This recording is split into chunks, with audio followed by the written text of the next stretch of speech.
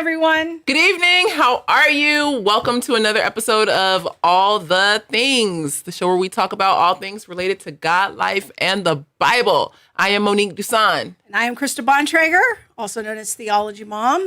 Awesome. Welcome. And we also have Bob helping us out on the show. Bob, the button pusher Bontrager. Yes.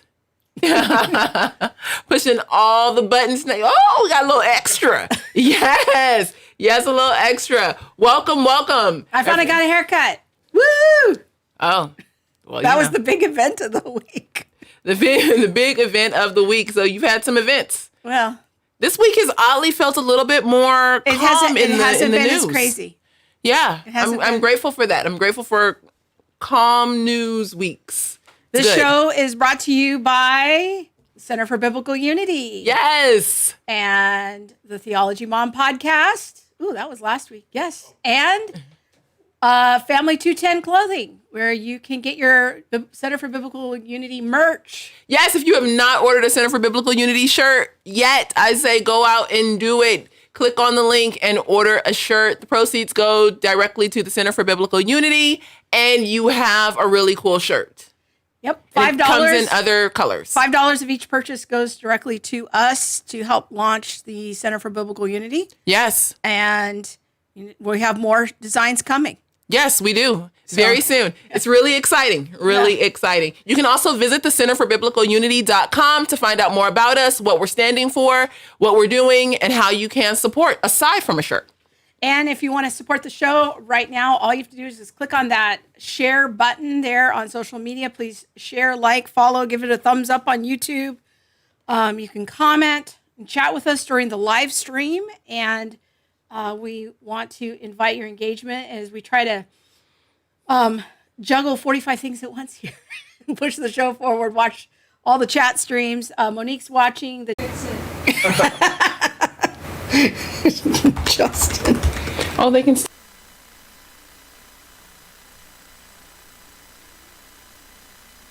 Hey, I better sit up. I think we're back up. I don't hear any sound. Yeah. He just muted the mics, I think. No, they're back up. Mics are back up. Let me stop the stream here. Reset the stream. Back on. Okay. Jeremy says we're back. Can you hear us, Jeremy? Or Justin, or Laura, anyone. I don't know why this isn't working. Give us a thumbs. I can see and hear you. Jen Hampson coming through, yes. All right, Justin says they can hear Sound us. fuzzy. Sia just texted. She says she can hear us. Okay. All right. Y'all. Don't know. All right. Now, do we have our guest? Can she see us? She can't see you. I can hear you, but I cannot see you. Oh, that's very unfortunate. Okay. It's a very professional show we got going on here. Yeah, that was me. All right. All right. They're saying we're back in Facebook land. All right, we're back on Facebook. All right. They're watching from Iowa and Phoenix and Mitchell, Alabama. Okay, great. Aldie, Virginia. Oh, yes. Okay. Hopefully Antonio. do our mics sound okay? You guys give us the feedback. All right. We'll just keep going here. We'll keep marshaling on. Okay. That was a massive crash. We've never had that happen before. But we will push on. Okay, so last summer, we did a show on women in ministry. We did. And, man, that seems like so long ago now. And talked a little bit about my 2.5 decade struggle with the question of women in ministry. And what to do with that. What to do with that and the whole, like, complementarian versus egalitarian situation. I didn't even know those terms. Let's be clear. So... That's just go ahead and keep Monique's just telling me. I was trying to give it to you silently, but this is just such a mess. All right, so right now I think I've read, gosh, I don't know, probably 20,000 pages on the whole women in ministry debate. And one thing I've been learning in recent years is that Protestants just basically have these two approaches to the question. And those seem to be the only two options available. What's really been the most helpful to me is actually going back in history and beginning to try to understand the issue of women in the early church and trying to get out of my American 21st century Protestant bubble Yeah.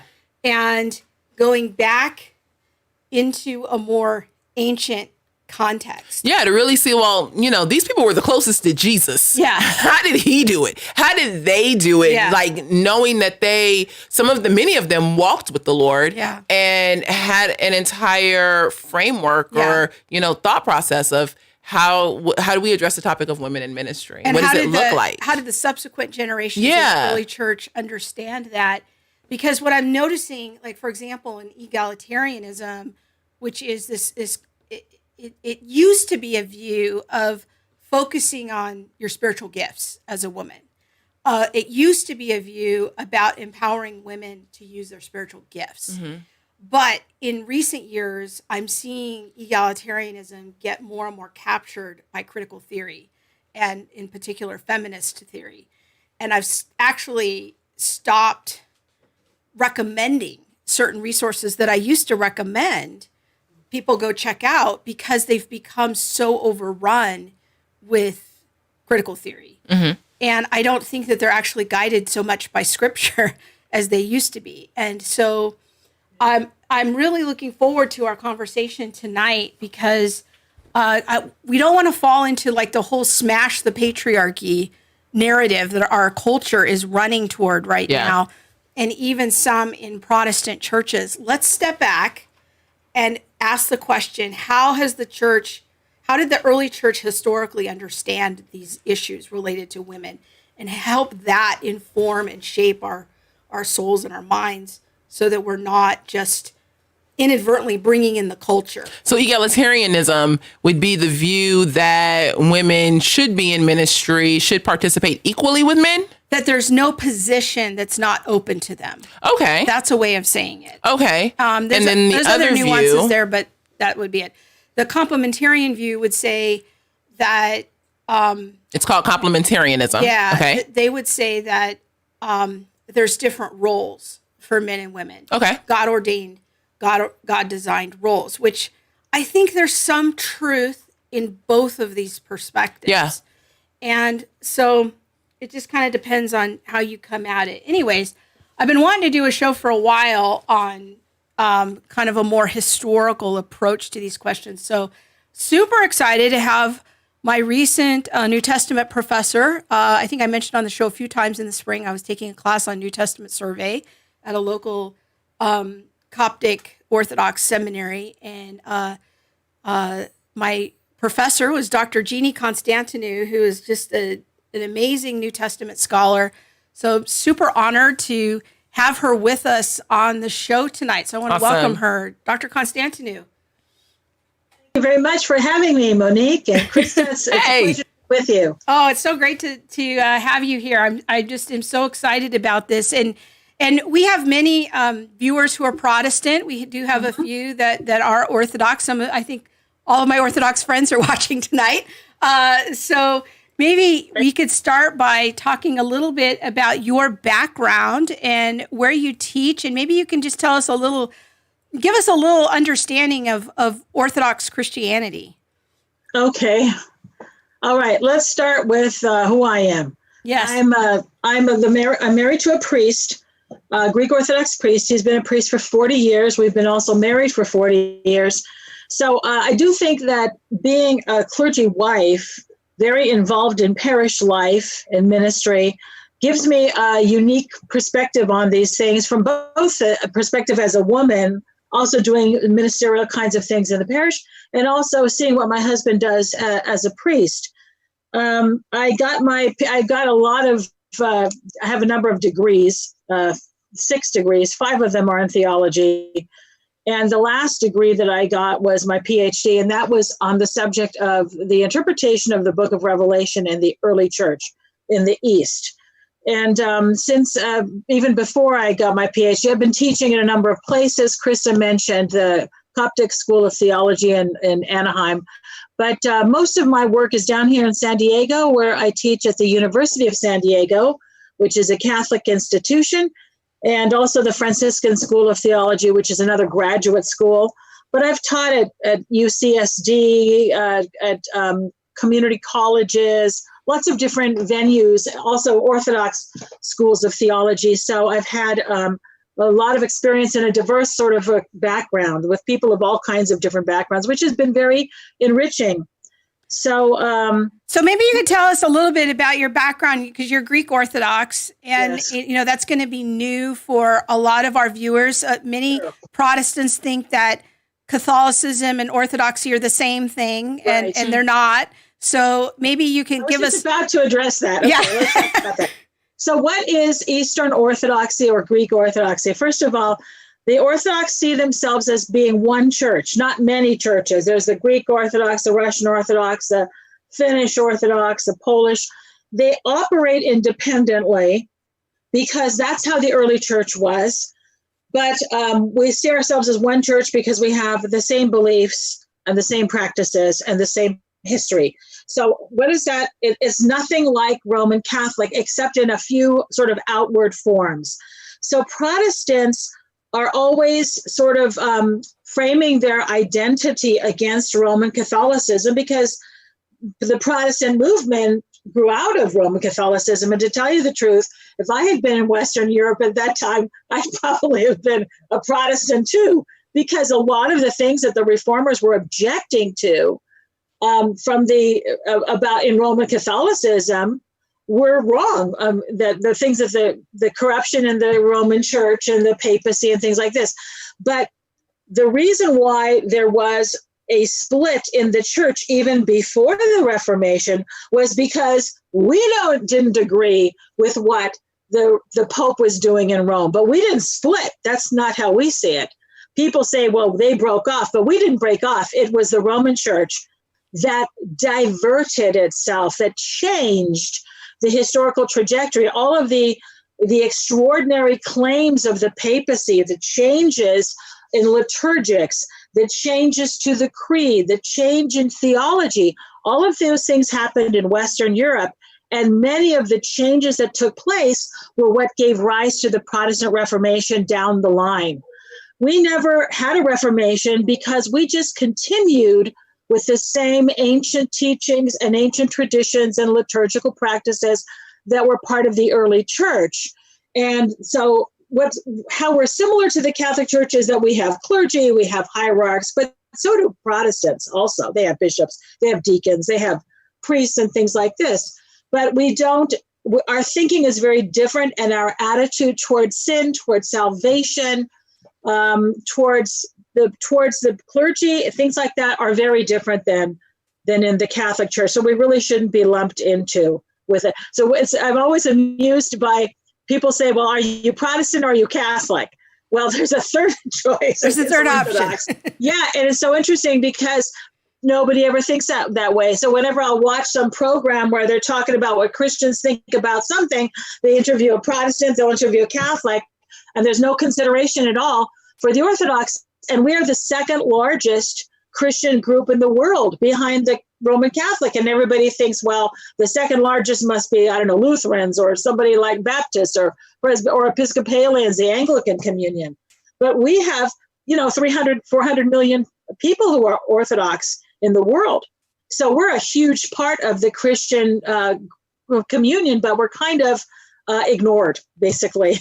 we kind of fly under the radar. People don't really think about us because we're not part of Western culture in that respect, part of Western Europe, know. So that's why it's hard to, I'll tell you what I've been working on. I've been working on a book and it's going to be published this year called Thinking Orthodox. And I spent a couple of years really trying to crystallize, really trying to identify what it is that makes us different than the Protestants and Catholics. And it's not so much, it's not necessarily only our beliefs, because we share so many beliefs in common, but it's how we think. And a lot of what we're going to talk about today in terms of women in ministry in the early church, I think you will see is very different than what most people think about. And like Krista, you beautifully mentioned that there are two dichotomies, right? There's either egalitarianism or complementarianism when it comes to women in ministry. And there's always this tendency to be very polarized and think that there's only two ways to look at things, but there's always a third way. Yeah. And usually the orthodoxy falls in there in the middle of it. But it's difficult for people to understand because they're always thinking that it has to be one or the other. And they're not willing to accept the fact that there can be some point of view that embraces both, because so much of what we believe as Christians is paradox, right? Yeah, I Christ think that's a died great to give us. Yeah, Go that's a ahead. great setup, because I think that right now Protestants are in an intractable problem of polarization on this issue. And you only ever hear two options. Right. And I Right. want to, what I have found so instructive of my study of the early church fathers and some Orthodox thinkers is that it does offer like, oh, here's another way of thinking about this that gets me out of my American bubble. Yeah. And it's been very helpful. And I want to encourage our listeners, if they haven't done so, go check out our previous podcast, our conversation with our friend Kyrillos Gergis, who is a Coptic friend, and talk to us about the question of, is Christianity a white man's religion? And talking about the North African roots of our faith. That was a wonderful conversation. Monique, you want to jump in? Yeah, I did. I was just thinking about the idea of women in ministry, and a lot of times when I hear things about Christianity or like the early church fathers, it's more of a slant of, Christianity is just this male religion. It's male dominated. Yeah. They want to keep women quiet, or women have their place and things like that. What was the role of life for women like in the early church? Thanks for asking the question. I'm glad you brought that up, because I do think that in light of this whole cultural, combat between the sexes that's been promoted by many feminists, that we have reached this position where people are attacking Christianity as though that were the cause of the subjugation of women. And in fact, Christ was the great liberator of women. And the early church did things that were really extraordinary. So when we look at the birth of the church within Judaism and within the Roman Empire during the first century, well, my goodness, how much better was the life of women compared to what they were in Judaism, for example, which still is the case in many Jewish sects. Where women are not always allowed to be rabbis. They're expected to be silent. They don't have the same rights as men, even among the Orthodox Jews today. So among Orthodox Jews, for example, a woman can't get a divorce. And there's a lot of discussion about this. And they're sort of held hostage if maybe their husband is mistreating them, but they have no way of getting out of that marriage. The husband is still favored. Children stay with the father, not with the mother. So there was a lot of women were really the possession of their husband in Judaism. So, for example, adultery was allowed on the part of the husband, as long as he wasn't having sex with another man's wife, he was allowed to visit a prostitute, okay, or be with an unmarried woman. No, that would have been a prostitute anyhow. But that certainly was not allowed for the wife. Why? Because in Judaism, the wife was the property of her husband. He had exclusive rights over her body. And so that kind of mentality was very much part of Judaism. In Judaism, women could not testify in court. They were not allowed to testify in court because their testimony was considered inherently unreliable. They were classified with insane people and children, and they could not testify, okay? So that's part of the attitudes that were common for Jews. So for Christ as a Jewish man, what did he do? Well, he welcomed women disciples. That was unheard of in Judaism. I will just give you an example of how some of these attitudes are still present. Of course, not in all forms of Judaism today. Among the Reformed Jews, there are women rabbis and things like this. But this is still a problem in the more traditional forms of Judaism. So if you remember when, so I think most people will remember this, when Obama or issued the order to kill Osama bin Laden, and he was watching, he and a lot of people from his cabinet were watching all of this play out, and Hillary Clinton was there, and she covered her mouth. She was watching this, and she had her mouth covered like this as she was watching all of this unfold. And that very famous picture of Obama and his cabinet in the war room watching this happen, that was seen all over the world. But in Israeli newspapers, or even newspapers in the United States, Jewish newspapers that are in Hebrew, in New York, they took out her picture. And that's because you cannot have a picture of a woman, okay? And that's in America. And there are places in America and in London and other places where women cannot walk on the same side of the street as men, okay? That still happens in Judaism. So imagine what it was like back in Christ's time. Imagine what it was like for him to have women disciples. Not only were women disciples, but they traveled with him, and they were providing the financial support for his ministry. Luke tells us that in his gospel. So Christ was the great liberator of women. He's not the oppressor of women. And the church, being the body of Christ, was never the oppressor of women. Okay? A lot of these notions come through Western Europe, through the heavy clericalism. I hate to say, I don't want to bash the Catholic Church, but the Catholic Church being so dominated by men and by clerics and by bishops and the Pope and all this, it really diminished the involvement not only of women but of lay men as well. Well, let me ask you a couple of questions about Jesus's ministry that I'm curious about, because I've heard that, for example, the story of Mary and Martha. Yes. That there's a line in, I think it's in the gospel I'm trying to remember if it's John or Luke, who talks about that story and says that one of the sisters sits at his feet, and that's a euphemism for somebody who is a disciple, that the disciples sit at the feet of their rabbi. Is that consistent with what you understand as well? That is exactly correct.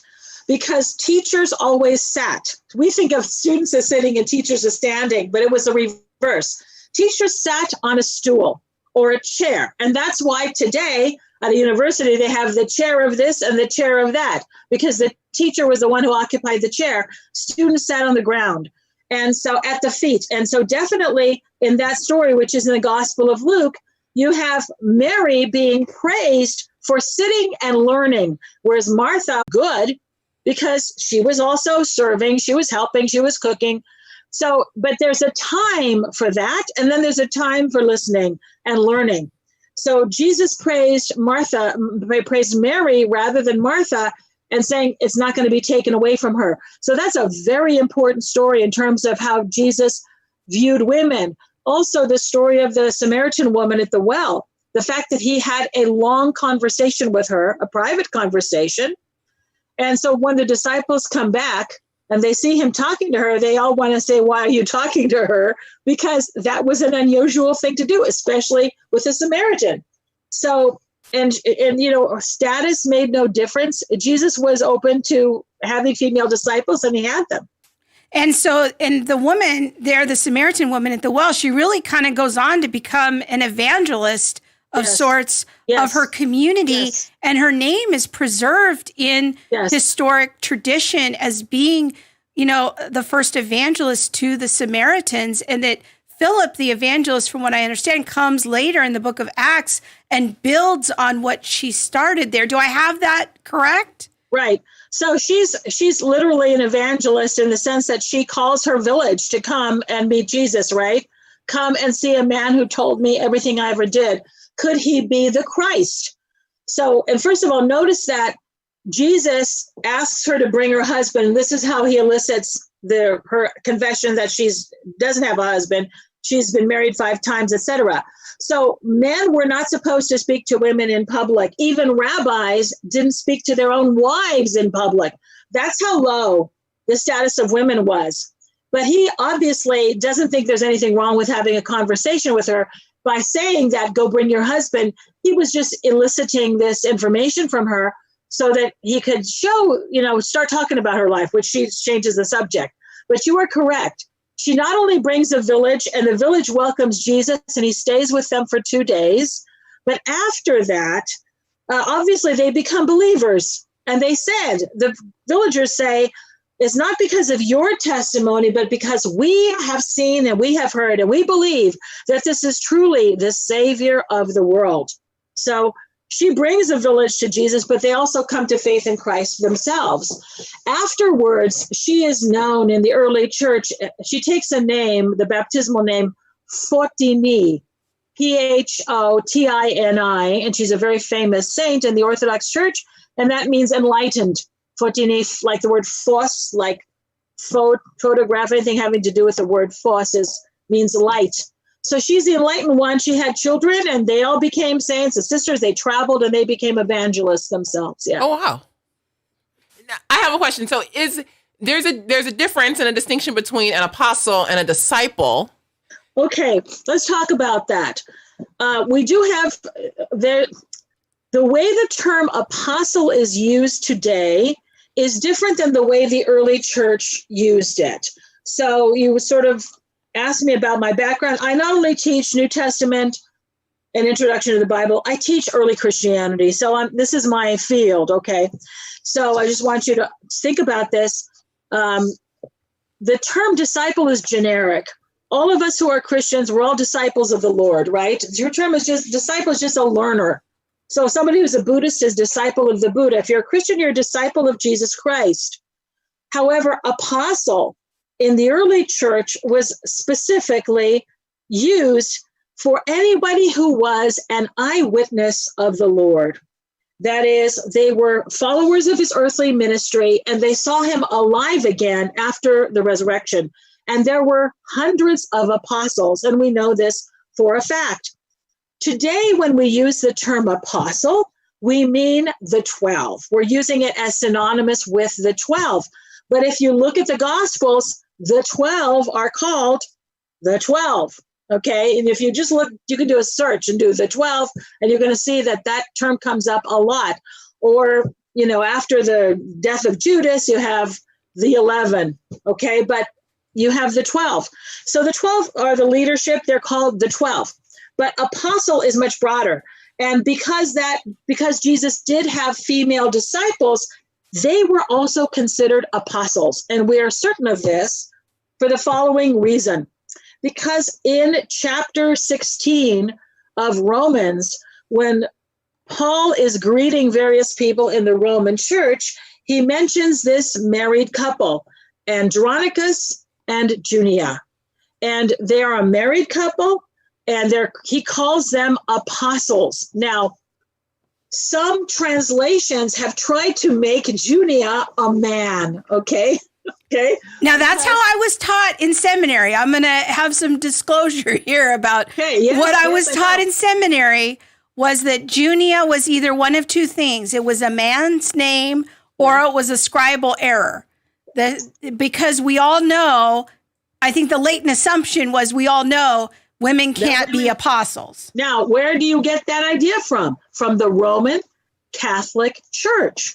Here's why. I gave a talk at a Catholic church here locally, and I wanted to talk about female apostles of the Lord. And they said, don't you mean female disciples? I said, no, female apostles. So the parish priest wasn't so sure about whether you have that as my topic, because the Roman Catholic Church identifies priesthood with apostleship, but it wasn't so in the early church. Okay, so they let me give my talk. I had to sort of give a disclaimer, but that's Catholic theology. That's not early church. What the Orthodox Church is the early church. And you asked me to talk about this early on. I don't think I ever really did. And so this is my approach to the Bible too.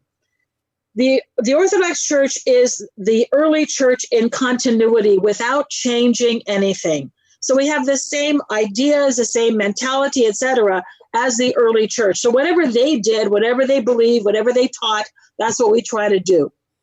And so we try to preserve the early church. The Catholic Church, however, changed tremendously over the centuries and adopted new theology, new ideas, a lot of it had to do with women. So in the Catholic theology, in their theology of the priesthood, the priest has to be a man because he's modeling Jesus Christ. You don't see that kind of language in the early church, and the priest has sort of apostolic. He's doing the work of the apostles, so this is why all of the apostles had to be men to follow that narrative, if you will. Let me tell you how we know that Junia was a woman and not a man. First of all, in some of the translations, it will say, greet Andronicus and Junius. They add an S. They are men of note among the apostles. And so they really make her into a man. But it doesn't say men. It says they are noteworthy among the apostles, for they were in Christ before me. They're relatives of Paul. And he says they were in Christ before him. So they were followers of the earthly Jesus. They were eyewitnesses of the resurrection. So the reason why an apostle had to be an eyewitness of the resurrection is because that is the foundation of everything we do and teach as Christians. It's the resurrection of Jesus Christ. That's the number one teaching of the church. So he could only send out people who were eyewitnesses of that, because like Christ, like Paul talked about the cross and how impossible it was to believe in the cross. It's foolishness, right? So they had to have people who were eyewitnesses. And there weren't just 12, there were hundreds of them. So let's talk about Junia. How do we know that Junia is not a man? Because that name never appears in a masculine form in any Roman documents or inscriptions. So, for example, we have names that can be either masculine or feminine, Maria or Mario, Patrick or Patricia. We have a lot of names, Joanne or John. But there are some names that are only masculine, and there are some names that are only feminine, okay? So an example of Catherine, okay, is a purely feminine name. You never see a masculine version of the name Catherine, okay? Junia is one of those names. There's no such thing as a man with the name Junius. That's how we know. This is a woman, okay? So she was an apostle. So we know how the term was used and why there were we'll give you another example of how we know that apostle was more than just the 12, and then I'll be quiet. In chapter 15 of 1 Corinthians, when Paul is listing the eyewitnesses of the resurrection, he mentions Jesus first appeared to this and this and this. He mentions a lot of different groups. He mentions the apostles. He mentions the 12. He mentions James, he mentions Cephas or Peter, and 500 people all at once, but all of these are different groups. So after the 500 and after the 12, he mentions all of the apostles, which suggests to us that that is a group that's larger than the 500. So if you think about it, although we like the sort of romantic notion that only 12 people went out, maybe 13 if we count Paul, went out and spread the gospel, really, that's not exactly true. There were hundreds of apostles who spread the gospel, and some of them were women. That's really helpful and kind of confirms my own study as well. So that's nice to hear. I am wondering, a question I get sometimes that I've never really had a good answer to, I'm wondering your thoughts on is there any significance that the 12 were all men, and how that fits into the framework of how Jesus is building his church? Yes. I think there is, because first of all, the 12 has to mirror the 12, leaders, the 12 tribes. There's no question about that. In terms of what it means, I think there is some meaning to the fact that Jesus chose 12 men. He didn't put a woman in there. And that in the early church, even though women did have leadership roles, which is very important, this kind of thing was, as I said, unheard of in Judaism. The fact that women had leadership roles as teachers, as healers, even baptizers, there are stories about that, as prophets, as speakers and deacons and things like this, we definitely see women assuming a wide variety of leadership roles in the church, along with other laymen. The office of presbyter and episcopos or deacon seems to that, which was one office in the early church, there was no distinction at the very beginning. That seems to have been reserved only for men. And we could ask ourselves why, but we don't know. Jesus didn't tell us why. We just know that he did not choose any woman to be among the 12. And in the early church, we don't see any women filling that position. So I have sort of ideas about why, but there would just be pure speculation on my part. That's interesting because in Protestantism, in the complementarian perspective, sometimes there's this sort of subtle, sometimes not so subtle narrative that the reason Jesus didn't pick women among the 12 was that, well, they were the daughters of Eve and they were more easily deceived and they wouldn't be able to be leaders in the church as effectively, or that there's something kind of metaphysical about men that makes them appointed as leaders. And I'm wondering if you have any thoughts about that narrative or if that's in the historic church. Yes, I hate that. I hate that narrative. You have no idea how much I hate that. You've heard this before. Yes, of course. You know, she was deceived, etc. Now, how do we see this play out in the early church? First of all, let's start with the question of Eve and the fall and all of this. And you mentioned sort of this. I don't remember what you were saying. How did you put it again about men and so they were sort of... That there's just sort of this metaphysical difference between men and women, that women are more easily deceived and men are kind of appointed to be the leaders. We can't say there's a physical difference. But I think that if we look at the early church, women did have a lot of leadership roles in the early church. We have them mentioned in the New Testament.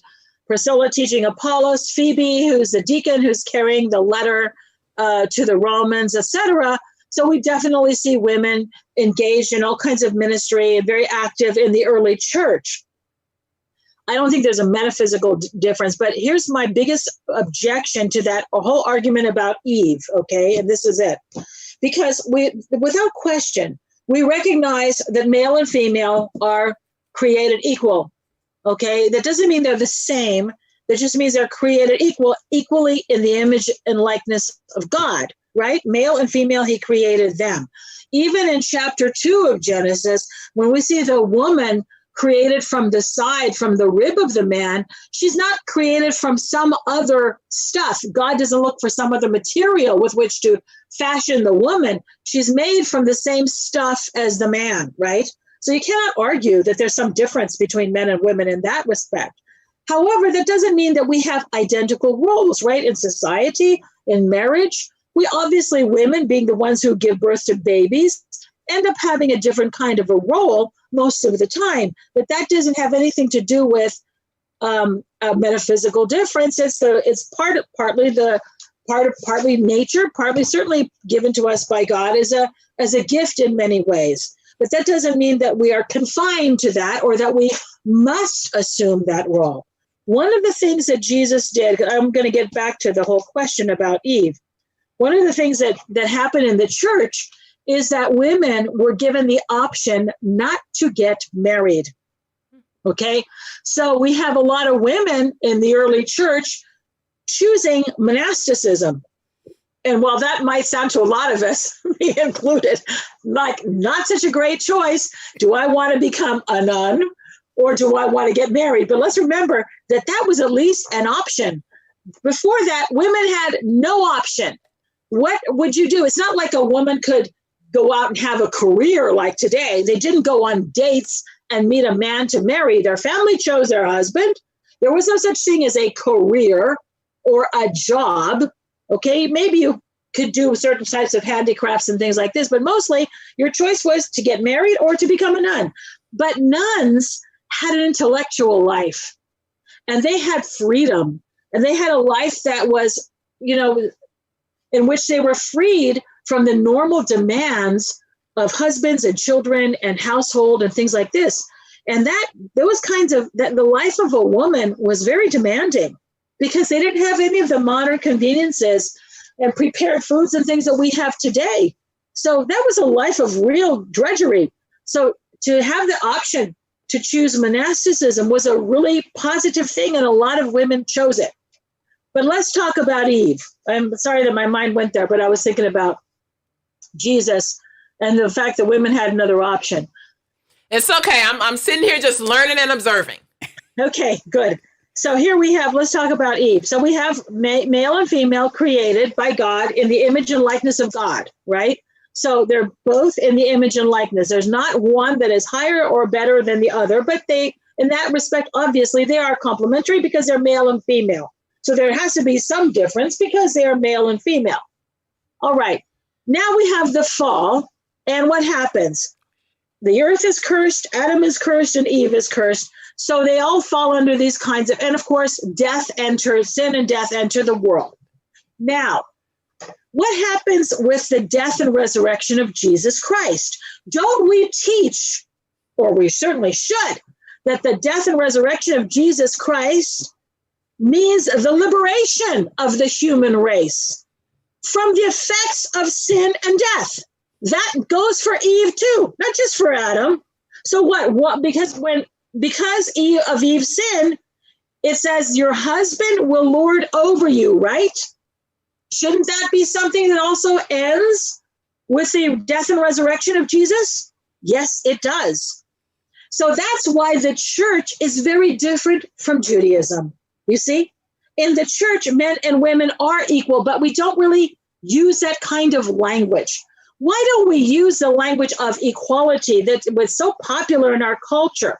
Why don't we use the language of equality? First of all, because the church isn't trying to model society. The church isn't mirroring society. The church thinks differently. Where is the word equality used in the New Testament? Philippians 2. He did not consider equality with God something to be grasped, but he emptied himself, taking on human likeness. And being found in the likeness of men, he was obedient to death, even death on the cross. So when we talk about equality in the church, our example is Jesus Christ. And that's not about asserting oneself and insisting upon a position and insisting upon superiority or some kind of a place. It's about service and humility. So that's why the church doesn't talk and insist upon equality, but it does recognize that in the body of Christ, men and women have the same roles. You can both be a hand, you can be a foot, you can be an eye, you can be a whatever, except for the one thing that I mentioned, which is the presbyterate and the episcopacy in the early church. Other than that, they have the same exact roles. They're monastics, they're teachers, chanters, preachers, exorcists, healers, and other things too, deacons, etc. So yeah, go ahead, finish. So my point is that you cannot sit there and tell us that because of Eve, we are to be subject to men for the rest of time. Otherwise, you're denying the resurrection of Jesus Christ, right? Yeah. Or it only happened for men. It didn't happen for women. That's a great point. I'm wondering, do you want to jump in? Go ahead. All right. I'm wondering then, kind of as we move in the generations after the apostles, what happens to women in the church? Do they continue to play the same role, or as the church becomes more structured and organized, do those roles shift a bit? I think that you're making a certain point, which is a good point, that in the very, very beginning of the church, what we would call the primitive church, let's say at the time of Paul, for example, when he talks about the different things that women did in the church or people did in the church, let's say someplace like, I'm thinking of Corinthians, he talks about people being apostles, prophets, teachers, workers of miracles, gifts of healing, people who spoke in tongues. So all of those things were done by both genders. So it's not and that was what we call sort of charismatic offices. So in the early church, they tended more toward looking at whatever your charism was, whatever your gift was, your grace of the Holy Spirit, but it had nothing to do with your gender, just whatever gift you had. But as the church becomes a bit more structured, then I think you see, especially the emergence, a separation from the presbyterate and the episcopacy. If you look at, for example, the pastoral epistles where Paul gives instructions to Timothy about how to choose a bishop, the reason that he doesn't mention elders is because he mentions bishops and deacons, because the word bishop and presbyter was used interchangeably at that time. Then toward the end of the first century, they start to say, okay, we need somebody who's going to be organizing all these presbyters. So then the term bishop or episkopos is separated as that higher order of clergy that we didn't have before. So the church becomes a little bit more structured, you could say. I think that's fair. And let's face it, women, because of their roles as moms, as wives, simply didn't have the kind of time to devote to a lot of these things unless they were monastics. And also you do see some women historians and women iconographers and women writing hymns and things like this. But for the most part, I think it was difficult for them to be very engaged in ministry unless they were widows or monastics, because they didn't have the time for it. But I don't think that women were completely excluded from those things. What did happen, however, is that the female diaconate seems to have disappeared after a few hundred years. And there's kind of a practical reason for that, because the female deacons would baptize.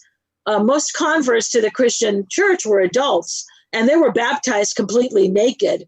So rather than having bishops or priests do that, the deaconess or the female deacon, it's not really deaconess, it's the same word used for male deacon, but the female deacon would immerse the woman in the water. So after that, when most of the people were being baptized and were already, being baptized as, when they were everybody was sort of born into a Christian family, then you don't see that so much. There was not so much of a need. That's what I mean to say. Okay. Wow, being baptized naked. That's a whole new, it's a whole new thing. He's naked. That's right. The only thing now naked. is we see that there were, there's activity of women after the apostolic era and things like that. Yes. Why in the Orthodox tradition are only men allowed to become priests? Because in the early church, only men were priests, but they didn't call them priests. They called them presbyters, because a priest was somebody who sacrificed animals. So the Jews had priests and the pagans had priests, and the Christians had presbyters or elders, because Christians never sacrificed animals. Later, that term priest is applied to the presbyter, okay? But let's talk about why because the early church didn't have them. So because we always follow whatever the early church did, we never started having female priests, because the early church never had them, because Jesus didn't choose any women to be among the 12. That's the short answer. So, yeah, from what I understand, what we call priests today in the ancient church, or presbyters, those were the kind of the ones who came after the 12. And so because Jesus, do I have that right? True. Well, that's true, but the 12 also were the ones who would choose the leaders of these local parishes when they were, say, Paul, for example, puts Timothy in Ephesus, puts Titus in Crete. So that's true, but the bishops were the ones today we would say, but you're right, there were no separate bishops, come after the apostles. But that it seems that they only chose men, and that seems to have been the will of the Lord. And one of the things that I think it's important for us, we haven't even gotten into this whole topic of women speaking in church or anything like that, because I'm sure other people will say this is why women can't be preachers or pastors or anything like that. I'm not talking about what's happening in the Protestant world today. I think that Protestants have no reason not to have female, because they have their own theology. But in the early church, there were no female presbyters, and that's why the Orthodox continue to not have female presbyters. That's the reason. But I think that they will look for other things to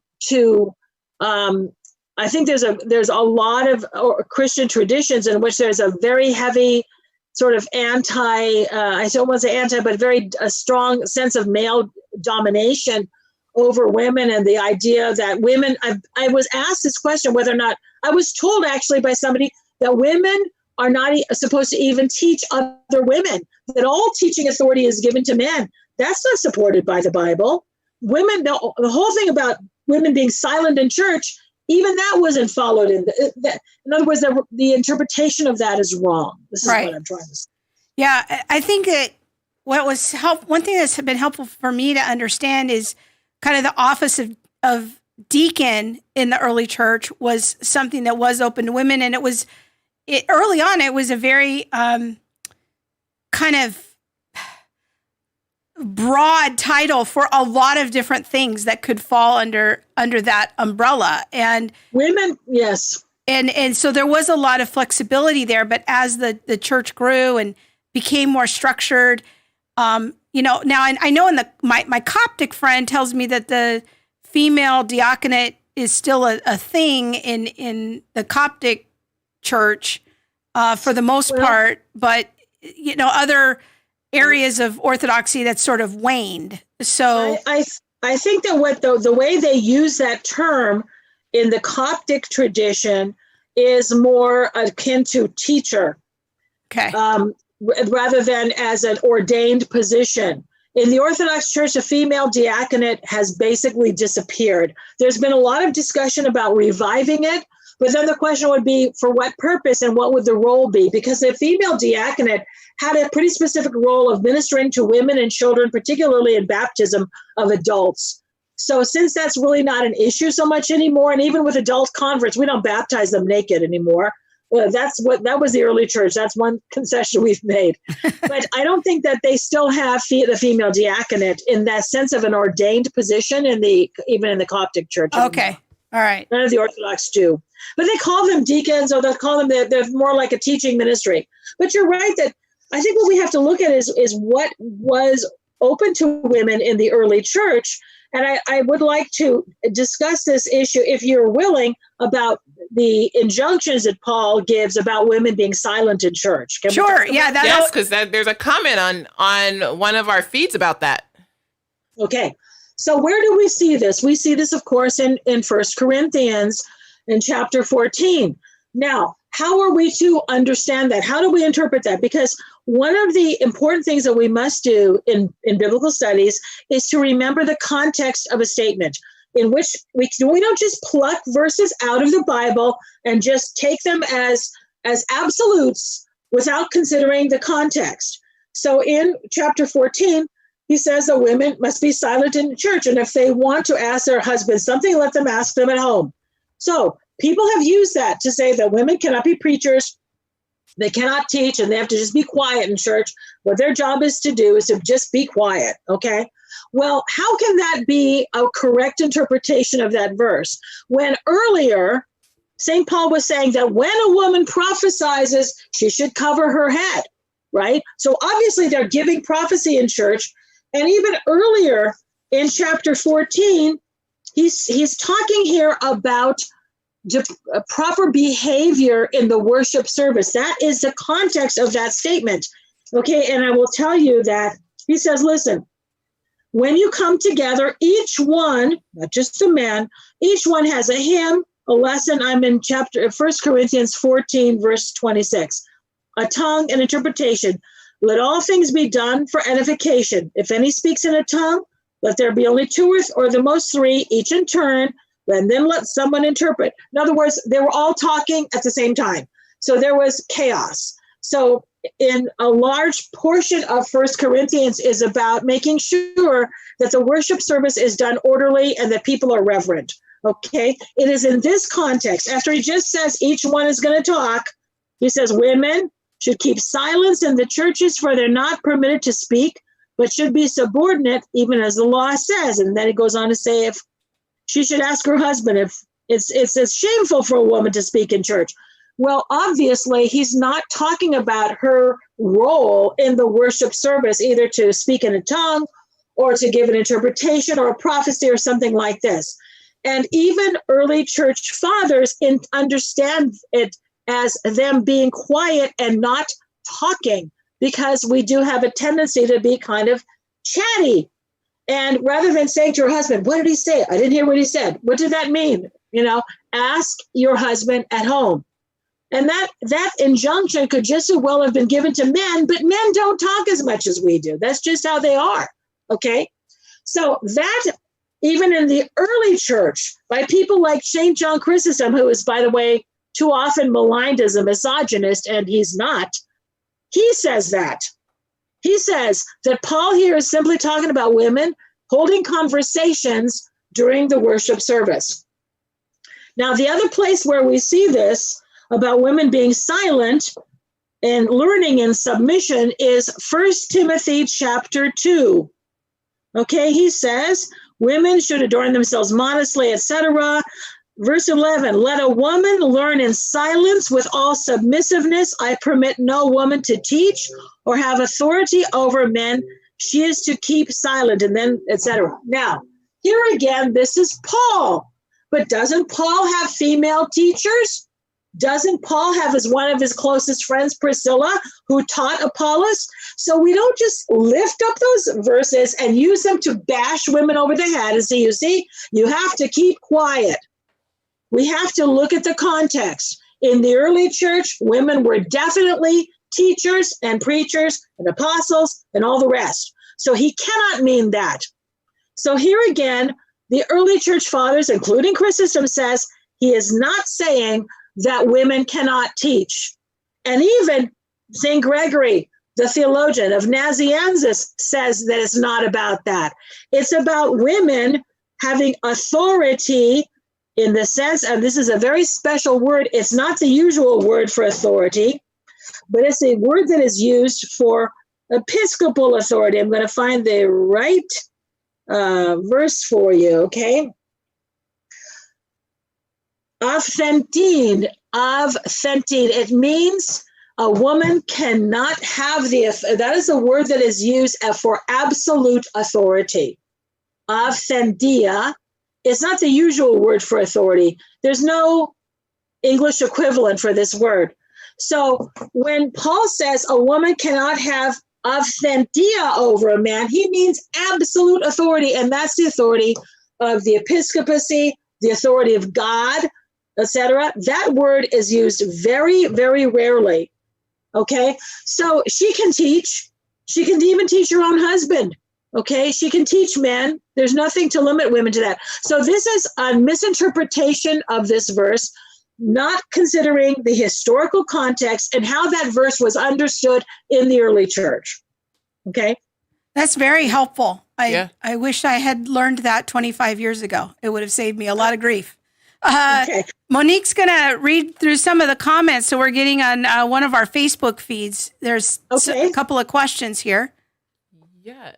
Actually, I'm not sure if this is more of a question or a comment, but it says, Rebecca Lynn says, I do believe women have an incredibly important role in the church, even as teachers, insofar as teaching women and children or outside of the pastoral role. But my main reason for shying away from personally approving of women serving specifically in the role of pastor elder is the vast majorities of those who are leading in this role are also showing great lack of discernment or wholly deceived. I understand some aren't, but in my experiences, it's the exception, not the rule, that we should take note of. It's humbling ourselves to God's will, not our own. And then she says, just look to the fruit. It always tells the truth. The fruit of women who consider a man's special role in the home or church as lording over women is wrought with rotten fruit. But to see both roles as equally important and yet vitally different, and both in submission to Christ, respectively, leads to an abundance of good fruit. And that reminds me of what you said earlier, in that in Protestantism right now, with all of the different streams and veins and progressive Christianity and things like that, Perhaps it is better that women aren't necessarily teaching right now. Was that your position? No. Okay, because maybe I misunderstood. I misunderstood completely. Yeah. Okay. Thank you for asking the question, Rebecca. I understand what you're saying, and I personally, but I'm speaking as an Orthodox Christian. I'm not in favor of a female priest in the Orthodox Church.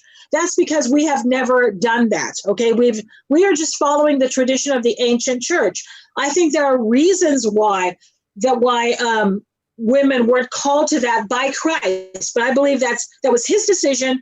And yes, we humbly accept what Christ decided. Now, however, among the many, many myriads of forms of Christianity, especially in the Protestant world, there are a lot of female leaders.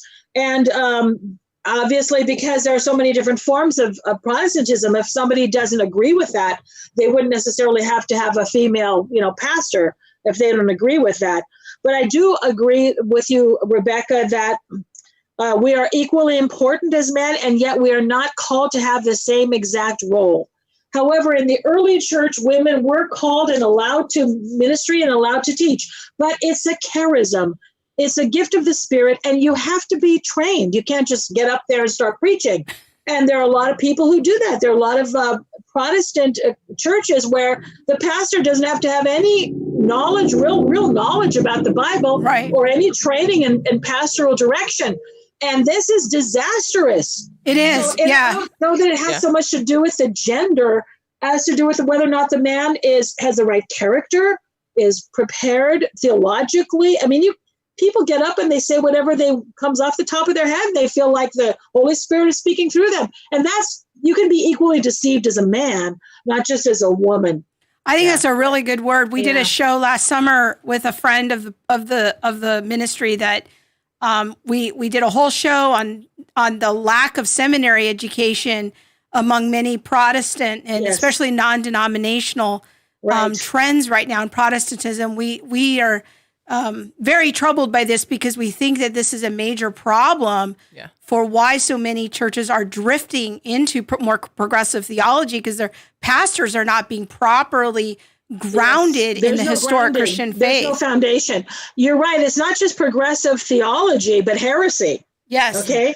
Because if you think that you can just start talking about the Bible, listen, we can all do certain things as teachers, and we should teach our children Bible stories, tell our children about Jesus, tell Bible stories. That's fine. But when you start talking about difficult issues in the Bible, when you start talking about theology, you've got to have some education. Nobody would hang up a shingle. They wouldn't be allowed to, as a lawyer, and guide people through the intricacies of the law without having training or medicine or anything else. Why would somebody think that they're qualified to direct a person's life in terms of their salvation with virtually no training or education at all?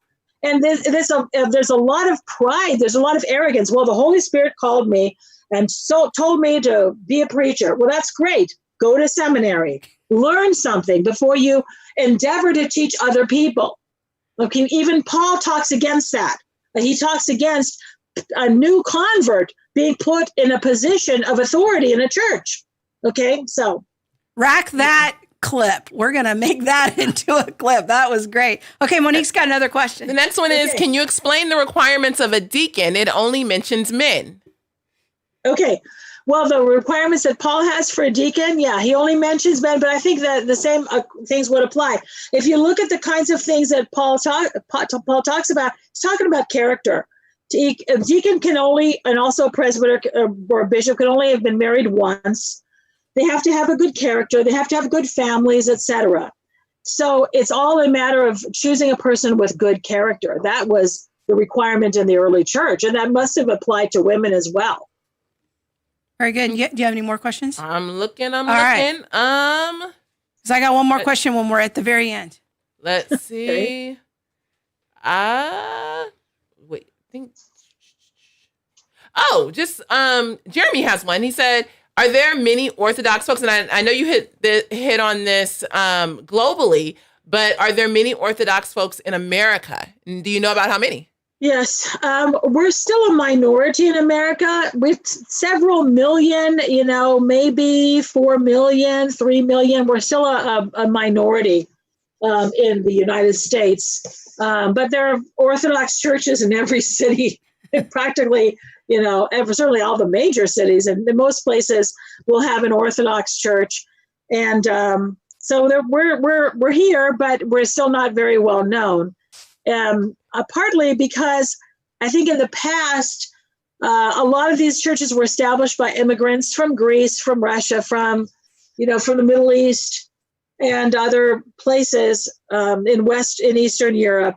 So, and, Bulgaria, places like this. So they tended to be ethnic, and some parishes are still very ethnic, but there are a lot of parishes that have all English, or have very high percentage of people who are converts who don't come from any particular ethnic group. And you don't have to come from a particular ethnic group to be a part of the Orthodox Church. You might, if you're interested in that, you could go and see what Orthodox churches are in your area and try different ones and see if you can find one where you feel comfortable. Most of them are pretty welcoming.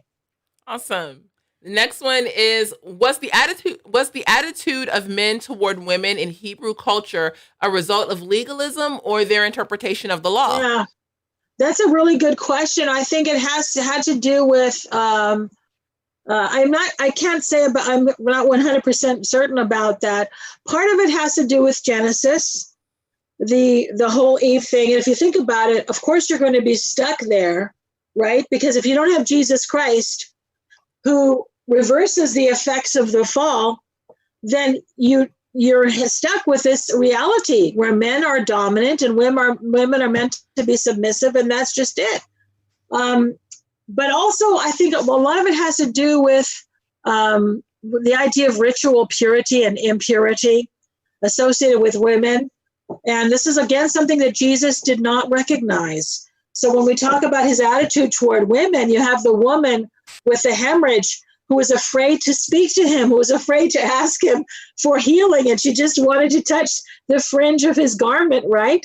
And when he stopped and turned around and basically demanded that she come forward to give her testimony, then it was such a beautiful thing, because he doesn't say, of course, you're unclean. He doesn't recognize that kind of thing. But I think that might have played a big part of it.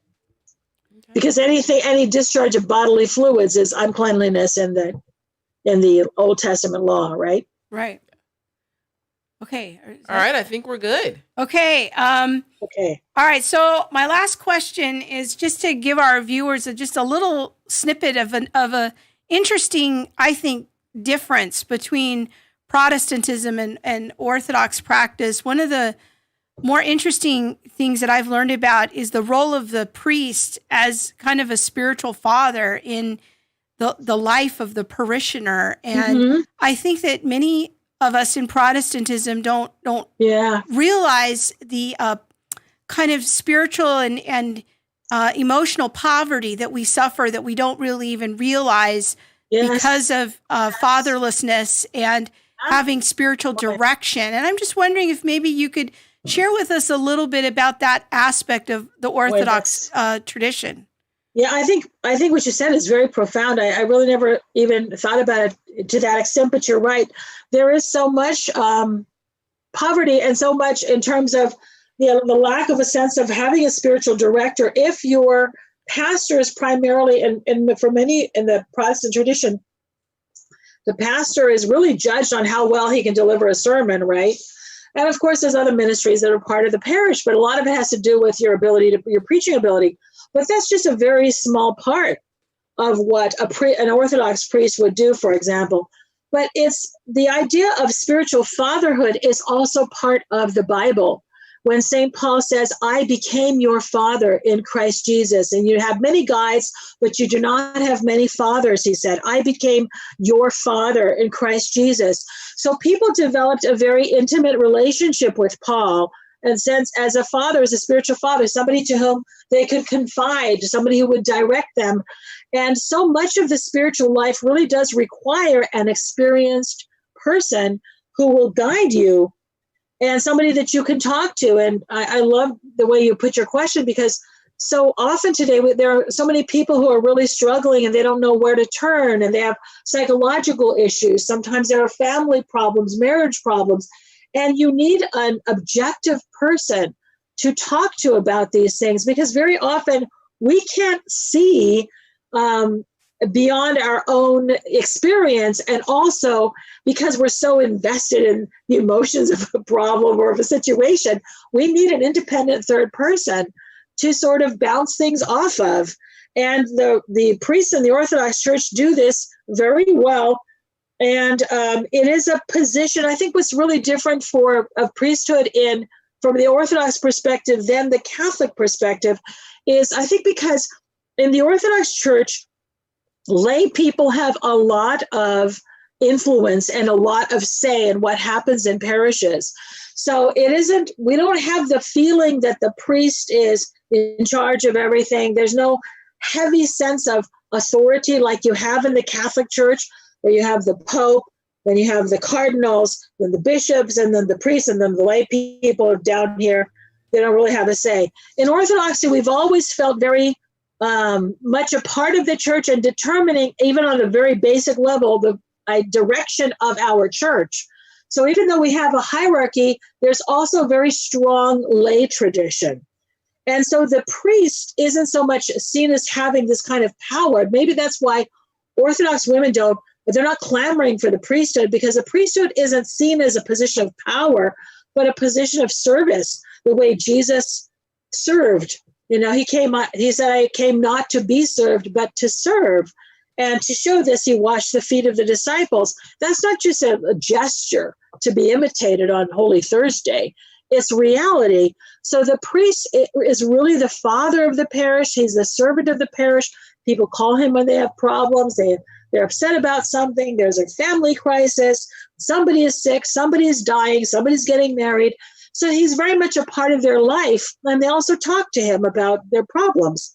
So that's a very beautiful thing. And it creates very strong relationships in the parish. But it's, again, a biblical thing. And it was part of the early church. Well, I just want to say thank you, Dr. Constantinou, for having me. Sewing into us and giving us so much great information. I just want to say thank you publicly for how you've sewed into my life and ministry. You didn't even know you were doing it, but you have helped me so much in my faith and grown in my faith. And I want to recommend all of our viewers to go check out Dr. Constantinou's podcast, Search the Scriptures on Ancient Faith Radio. It has been a blessing in my life. In fact, if you go to the old podcast and you start at the very beginning, that was kind of life-changing for me. About 5 or 6 years ago, I was really struggling with some things in my faith, and her teachings really helped to get me grounded and give me a paradigm to help walk through this crazy cultural moment. And the things that I share on my channel and the things that we share here together on the show she has had a huge part in shaping that for me. And so in effect, reaching thousands of people through this podcast in helping to ground me in the faith through the historic Christian worldview and asking questions and just extending my education. I just want to say publicly, thank you, Dr. Constantinou. Thank you so much, Krista. I really appreciate that. And it's not so much my teachings. It's what like what you said, the historic ancient church. What did the early church believe, teach? How do they behave? That's what we try to do as Orthodox Christians. So it's really not coming from me, just coming from the Orthodox tradition of Christianity. Well, we appreciate all the clarity and your voice. It's been so helpful to us. So thank you so much. And God bless both of you. God bless. God bless you. Yeah. Okay. And all of your viewers. All right. Thank you. God bless. Bye-bye. Wow. That was good. It's not every day I get to talk to like an intellectual hero. I'm such a fan. Okay. I'm really just, okay. I learned a lot. That was really good. I did too, actually. And it was really good. We're going to have to rack a few of those clips. So, hopefully everyone enjoyed that. It's just a little different perspective than the whole a lot of comments that are women saying, in ministry. I learned so much this evening. If we missed your comment, I'm sorry. If we missed your question, I'm sorry. Yeah. Yeah. We tried to get them in. Tried to get them all in and also be aware of time. But thank you so much for all the comments of people learning so much. It's awesome. Yeah. It's always a goal to be informative. Okay, so we got a few minutes left. You did a thing this week. You made a blog post. I did. About Black Lives Matter. Mm-hmm. So, I do believe they do. Yeah, really 3 do. reasons why Christians should not support Black Lives Matter. So got a lot of shares, got a lot of action. Yeah, I think it's somewhere around 200 shares, something like that. It's crazy. Yeah. It's a little crazy. So maybe you could just kind of, I think the big question that people gave us in response to your article, because your article is mostly focused on the Black Lives Matter, the organization. And the one of the big questions people had about it was, can I support the idea of Black Lives Matter while not supporting the organization itself? Sure. I just don't know that you can use the hashtag. Okay. Because I think it's conflated. I think they're one and the same at this point. And we don't want, or at least this is my take. I'm going to say, I'm not speaking for everybody. You're not speaking for everybody on the planet. I'm not. But I wouldn't want to use a hashtag that would potentially mislead someone or potentially think, here I am as a Christian leader in some regards. And, I have this hashtag of Black Lives Matter. And now people think, well, it's okay to adopt their philosophies because they don't understand the difference between the hashtag and the actual movement. And some people are posting the hashtag because of the movement. To me, it just gets too gray. We watched an interesting video this week together by one of the founders of Black Lives Matter movement. And it's on the Real News Network, which seems to be a fairly progressive channel. Yeah. And if people go there, they can search for this video. It's on the history of the Black Lives Matter movement. They interview one of the founders. It was founded by 3 women. Yeah. I didn't know this. And 2 of them would self-identify as being queer. Yeah. And she states quite explicitly in that interview that their purpose for the hashtag is to have it not be adulterated.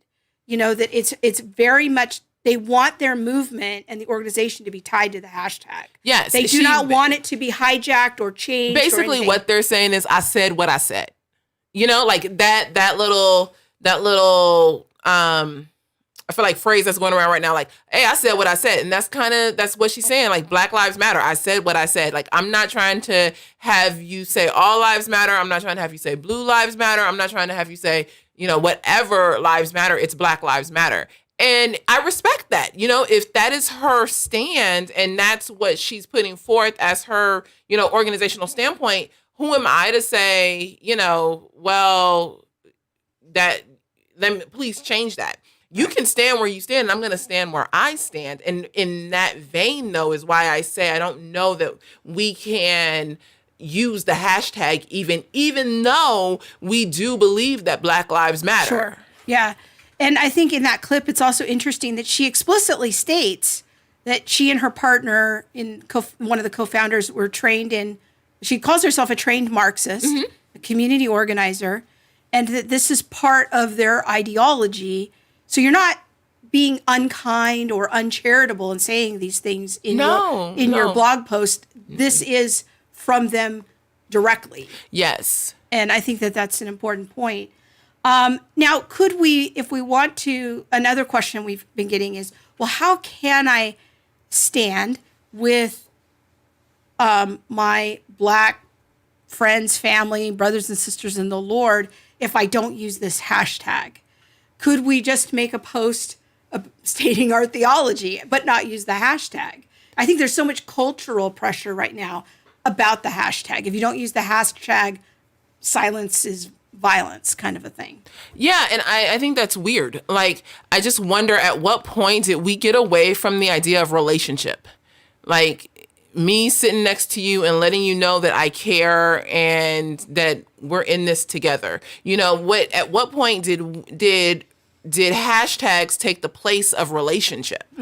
At what point did hashtags take the place of Christian charity? You know, where did all this switch in our culture? So now culture's telling me white silence is violence and I have to use this hashtag. But as Christians, we don't adopt that framework. I can reject that because that does not go with the ethos of Christianity, of historic Christianity. I think today some pastors might get on the pulpit or on the stage and say, you know, you have to use this hashtag. And if you don't, then, you know, blah, blah, blah, whatever. But there were no hashtags in Jesus' day, you know, and because there weren't any hashtags in Jesus' day, they just went around doing what they did. They fed the poor, they cared for the orphan and the widow, they rescued the children in the dump. People started schools, they spoke out against slavery, but there was no hashtag.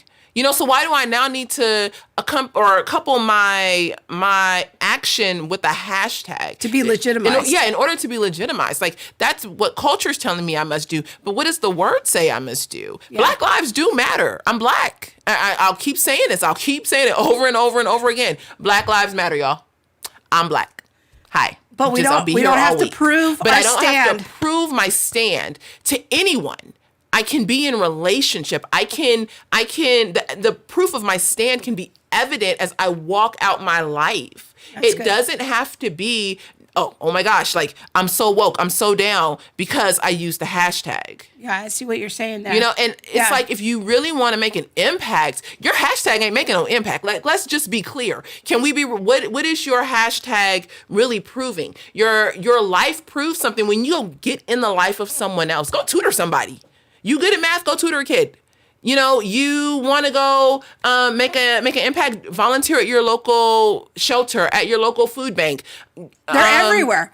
Mentor somebody. Yeah. Teach budgeting, you know, in the inner city if that's a need. Like, find out what are the needs within your community and do that. Because your hashtag, is just being seen on social media. And in reality, what you're doing is just making a social media stand. I don't know that God has called us to make a social media stand. I think he's called us to make an impact. And that is in the real world. And see, here I come. I'm just getting, Justin, get out the fan. I'm on where's our fans? A sermon. Jeremy, yes. Yes, we got the fans. Yes. Woo! It shouldn't be this hard. Just love everyone. Yes. You know, and Annette, it shouldn't be this hard, but the word love has been hijacked too. You know, love is synonymous right now with approval, you know, and saying yes. Sometimes I love you and I'm going to say no. Yeah. You know, and so we have to be careful even with these words and how we're defining things. But y'all, don't get tripped up on this social media train. Like, I gotta do this, and if I don't do this, then I'm being violent. And if I don't do this, then, you know, people aren't going to approve me. People might cancel you. Like, let's just be real. But what is the stand that you're gonna take? Are you gonna still go out and make an impact whether you're canceled or not? Because your hashtag ain't doing nothing. Okay, another question. That's rough. Maybe I shouldn't have said it like that. No, that's good. Sorry. All right. Another question is that we're getting, and this is sort of connected to what you're saying there, is we're getting a lot of what social movement can I get behind while there's so much momentum right now? And if there isn't one, why isn't the church stepping in to fill that void? I think that's a very provocative question. Say it again. Sorry. I know you weren't even listening. Because I was reading the comment. I was trying to see if it had anything to do with what I was just saying. All right. Wait, I'm going to ask Jennifer a question. Jennifer DeFreitas, and I'm not sure if I pronounced that right. I'm sorry if I didn't. I'm not sure that is what the statement meant. I heard a teaching about the fruit meaning of if it lines up with the scripture and teaching of Jesus. Are you referring to what was talked about by Dr. Constantinou, or are you talking about something that I'm talking about? If you can just add some clarity, I'd appreciate it, Jennifer. Okay. Thank you. Okay, go ahead. Now I'm going to go back to my question. There we go. All right. So what social movement can we get behind while there's so much momentum to talk about race? If there isn't one, why isn't the church stepping up to fill that void? Okay. So I think that I think there is a void. I think that because everyone's directing people to things like Be the Bridge as the racial reconciliation because that's model. the only thing that's out there. Yeah. along with Lucretia Carter Berry. Yeah, so those are the two things that are out there. What happened, in my personal opinion, is that in the 50s and 60s, when we had the civil rights movements and all those things, Martin Luther King, the liberal church stepped up. Liberal Christians stepped up and were like, you know what? The people were dying. Yes, liberal white Christians were stepping up, and literally you can go and look at the names of white people who died behind this movement. When you look at the conservative Protestant church,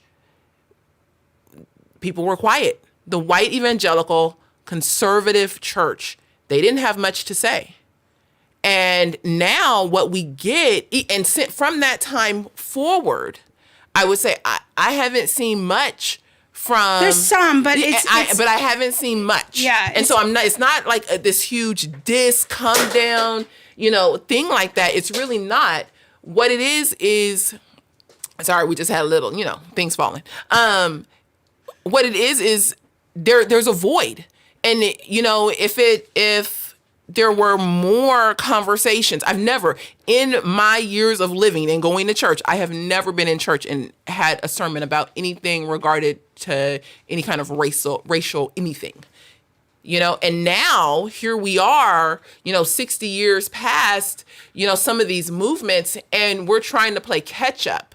But what's happened is that some streams of Protestantism, okay. We're having these conversations, but unfortunately, those have also been the ones to adopt critical theory and critical race theory. And so there is this void of like, well, how do we fill this space before CRT gets in?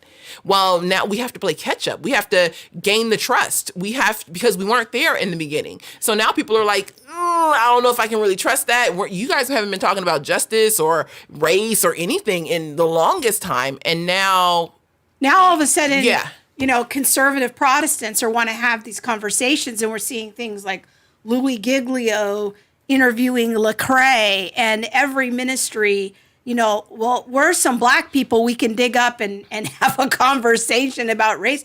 Well, the question is where were these efforts for the last 50 years? It was sparse. And because I think the thought leaders in evangelical theology have not been at the forefront of developing a rigorous theological model for racial unity, there is this void that's been created. And so people went out in the world, got critical race theory, brought it back into the church, baptized it with Jesus, and brought it in. Yes. And so we're living in a moment right now that I think you and I share this opinion is a missed opportunity. Yeah. That we're living in the fruit of a missed opportunity. And boy, is it some unpleasant fruit. And I think that another point that's really important for us to make is that even though you and I are skeptical about critical race theory, that doesn't mean that you and I don't think that race conversations need to happen. Yeah, definitely. Like people can't use us as a cover story to get out of uncomfortable conversations about race. No, we still think that there need to be some conversations about race and doing better. We're just saying critical race theory is not the way. That's not the bus Christians want to be on. Yeah. We want to forge a path to doing something a different way. And one of the goals that I know you have is to, more as like a 3 to 5 year goal, is to bring together thought leaders in Christianity to develop a better model. And how can we begin to have an intellectual project of publishing a better way? Yeah, and I don't know that it can wait 3 to 5 years. Yeah, maybe. You know what I mean? Like, this is something that we need to be having conversations about right now. And this is why I'm saying, your hashtag, as much as we may want to prove to our friends on social media that we care, our hashtag isn't truly the evidence or the fruit of our caring. Like getting in the conversation, going and being active within your community. Those are the fruits. Like begin to have those steps and walk these things out. But we You don't need a program. No. You don't need we want to tell people like, please, like we understand, we respect, we're trying to be compassionate, but don't wait for us to build a program. Go out in your community. There are so many worthy things already happening with local churches in your community. If you want to stand for the poor, if you want to stand for people, trust me, there are good things happening in your community. You just have to go look for them. Or maybe you don't want to go hang out with the poor. That's cool. Invite people over in your neighborhood. Like, are you okay? Yeah. Maybe you live like in just an all white community. That's cool. But I am sure, because my people, we do expand and we go places, that there has got to be somebody around your sphere who is a person of color. You are invite people over, like have a potluck, like just get in relationship. You don't need to do it for the fact of like, well, now social media tells me I need to have 3 Black friends and I need to be standing up for this or doing that. Like, I think that part of the Christian ethos and example was just living in community with one another. And if we're living in community with one another, our skin color wasn't the first thought. The first thought of that. And just invite people over. Be in community, be in relationship. If your church isn't doing that, start it. Like, get a vision and start it.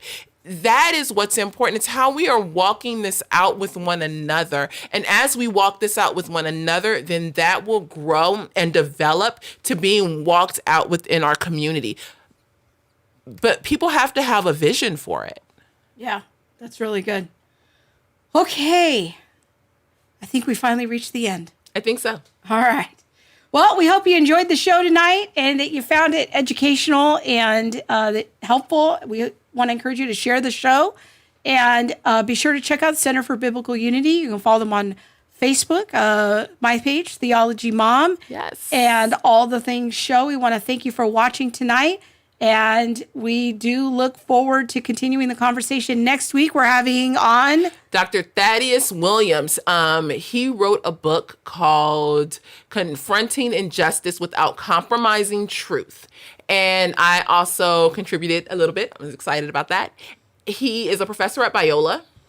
He teaches in the Bible department, and he talks a lot about social justice. And I'm really excited about that because he looks at social justice from a Christian perspective. Like, everything that people are calling justice issues right now aren't really justice issues. And everything that people are saying should be social justice is not a biblical ideal for social justice. So getting into some of those conversations of, how do we do this and not compromise our truth?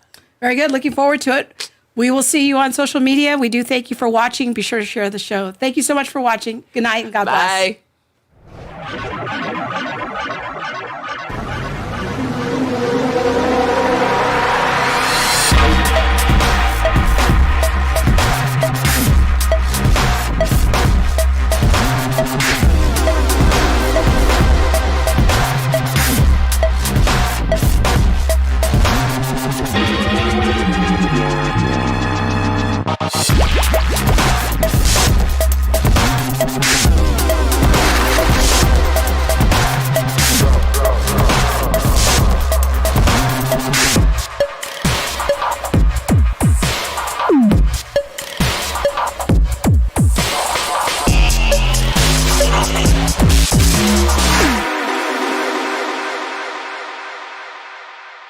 There's nothing left.